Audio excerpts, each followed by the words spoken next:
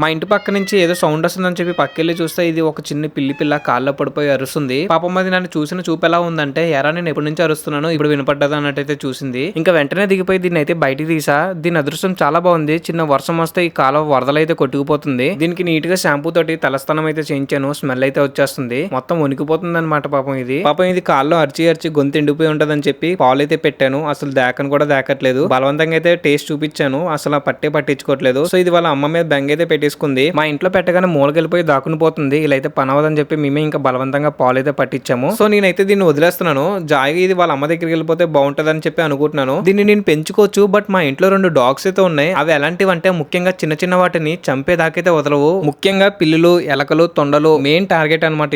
ఇవి కనిపించాయి అంటే చంపేదాకైతే వదలవు. ఇంకా బయట వదిలేమంటే ఐనస్ కన్నా దారుణం. అవి అయితే ఏకంగా పందినే చంపేసాయి. అందుకే ఈ ప్లేస్ లో అయితే వదిలేను. ఇది జాగ్రత్తగా స్మెల్ చూసుకుని వాళ్ళ అమ్మ దగ్గరికి వెళ్ళిపోతే అదే చాలు. సో దీన్ని ఇలా వదలడం మీకేమనిపిస్తుందో కామెంట్ చేయండి.